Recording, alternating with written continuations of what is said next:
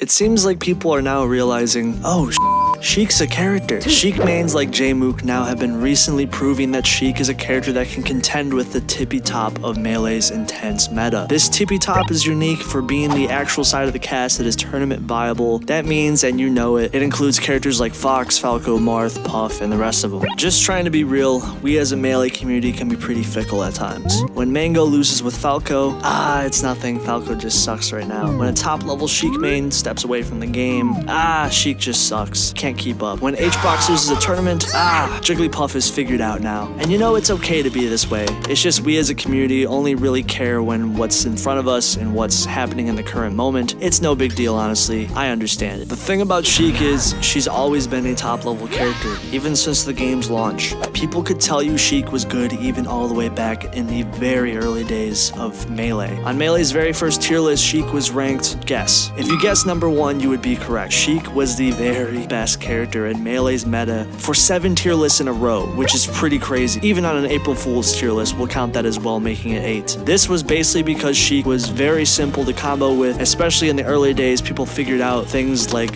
for example, down throw fair very easily, or just, anything in a fair. Especially in the early days, things like down smash, needles. Sheik has disjointed aerials as well. Again, forward air just being dummy broken. People figured this out really quickly, and thus Sheik was able to rise very fast in the meta. The fact that she could successfully chain grab half the cast was also a huge buff to the character in the early days. In fact, you're not going to believe this, people thought Sheik was so good in the early days of Melee, they were considering banning the character all the way back in the day. Kind of ironic how some things never changed though.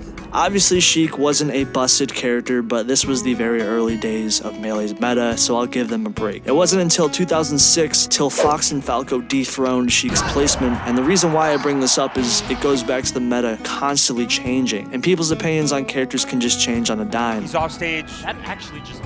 Oh my goodness. That's it. Mango and goes. In 2021, Sheik was having their lowest placement of all time at 5th place, which isn't bad, but it's still interesting to see. And how yet to this day, Sheik is still the only character of the top 6 in the game who hasn't won a super major as of me writing this video. And I'm just gonna be honest, as a Sheik main myself, I started to notice people were counting out the character, or even people being surprised that they now gotta worry about Sheik characters in bracket. And I'm just gonna be real, it's only a matter of time until Sheik finally wins a super major. So don't count out Sheik. Just because the character is currently at its lowest placement, it doesn't mean Sheik is unviable at all. With people like Jmook getting really close to winning that glorious Melee big boy super major, it will happen someday for sure. Because Sheik has been in the meta for so long and has always been viable, and yet Sheik also has such a simple yet effective moveset at the same time, just goes to show you how the Melee meta is always changing, with characters moving spots almost every tier list. I think we're getting close to the day where Sheik will finally win a super major, so don't count Sheik out.